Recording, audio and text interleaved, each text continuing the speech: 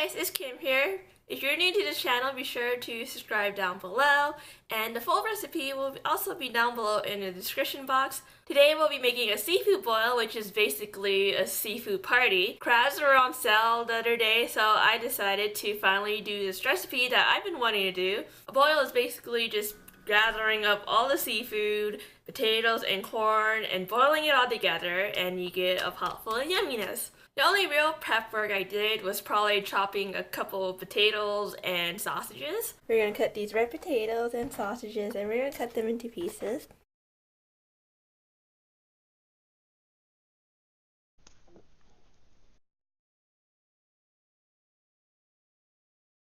And the only seasoning I used was Lbs seasoning.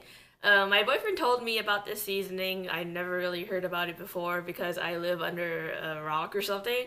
I just know like Asian seasoning, and I'm kind of new to all this other seasoning stuff. So this seasoning, my boyfriend basically obsesses over. He wanted me to use it. And apparently he dips his seafood into this also. I don't know if it's normal or not. I just prefer to dip my seafood in some lemon pepper sauce. The amount of Lbs seasoning you use is to taste, and since my boyfriend really loves it, I put in half a cup.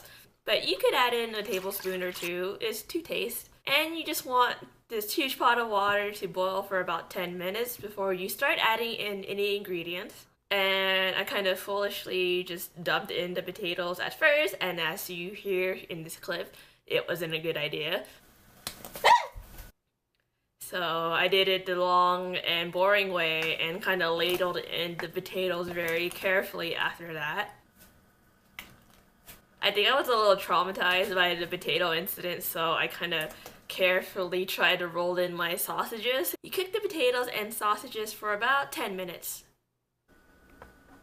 My boyfriend made me a makeshift little thingy towel for my hand because I told him it hurt right there, so that was nice of him. Then add in the corn and add in the crab and cook this for about 5 minutes. My computer's right here, so looking back, I would have just added the crab first, then the corn, because the corn was sort of in the way of my crab. But I think it all depends if you have a pot that's big enough. And my pot was kind of on the small size. I need to buy a bigger pot soon, because nothing fits in this tiny pink pot of mine, even though it's adorable.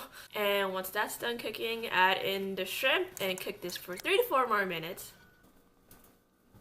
You have the option to spread some newspaper onto your table and dump the seafood on here, or you could put it on a nice platter or cutting board.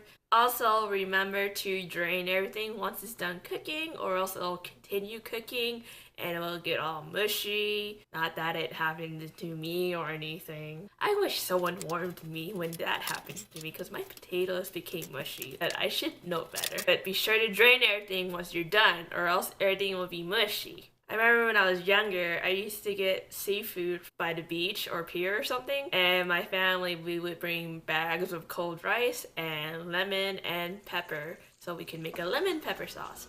So it's just basically lemon juice with a couple of dashes of pepper. So I guess the rest of the clip will just be me eating crabs. It's just like the fattest pieces of crab meat that I found, and I wanted to show to you guys, and me dipping it into the juice, I guess.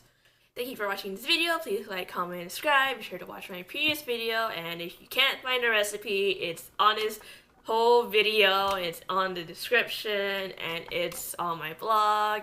And